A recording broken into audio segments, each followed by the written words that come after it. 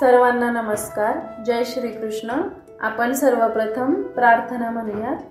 वसुदेवसुतं देवं कंसचाणूरमर्दनं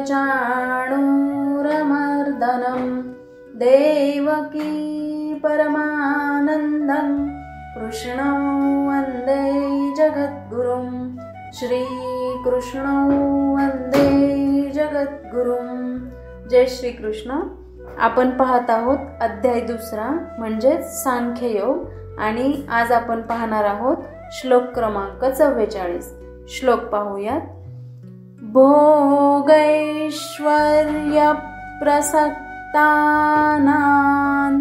तयापहृतचेतसां व्यवसायात्मिका बुद्धिस् समाधौ न विधीयते. समाधौ न विधीयते. श्लोकाचा अर्थ पाहूयात.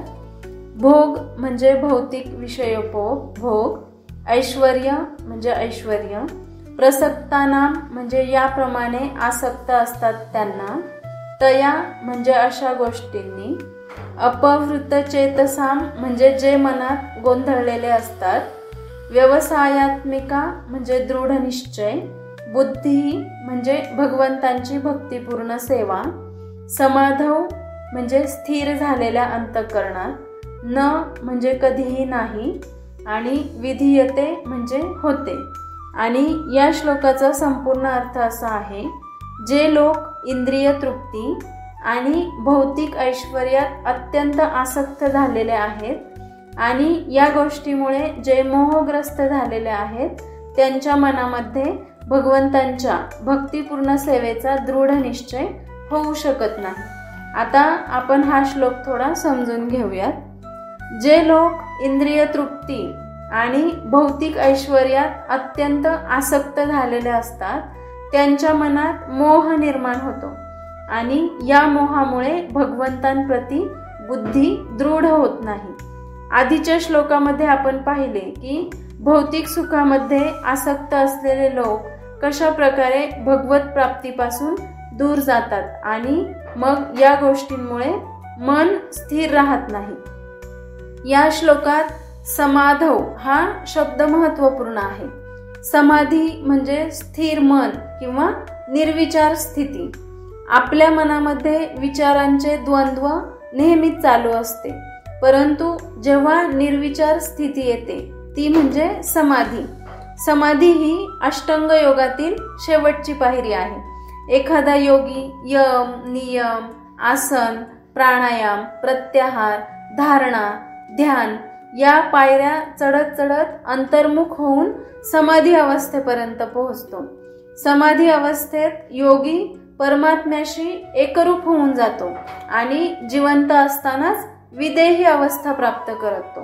परंतु भौतिक इंद्रिय तृप्तीत स्वारस्य असलेले, फक्त सकाम कर्मात प्रवृत्त झालेले, तसेच क्षणभंगूर गोष्टींनी मोहग्रस्त झालेल्या लोकांना समाधी अवस्था कधीच शक्य होत नाही. म्हणून मोहग्रस्त झालेला मनुष्य भगवंतांच्या भक्तिपूर्ण सेवेप्रती दृढ निश्चयी होऊ शकत नाही.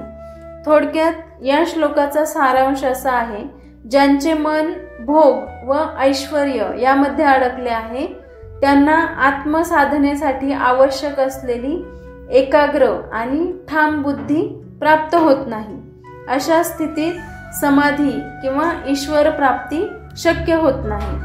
तसेच आधुनिक जीवनासाठी आपल्याला या श्लोकातून काय संदेश मिळतो तर सच्चा आध्यात्मिक प्रगतीसाठी मन भोग आणि मोहांपासून मोकळे असावे लागते. जेव्हा मन स्थिर असेल, आसक्तीपासून दूर असेल, तेव्हाच बुद्धी एकाग्र होऊन समाधीत प्रवेश करू शकते. भौतिक सुखांची अतिशय आसक्ती ही अध्यात्म मार्गातील सर्वात मोठी अडचण असते.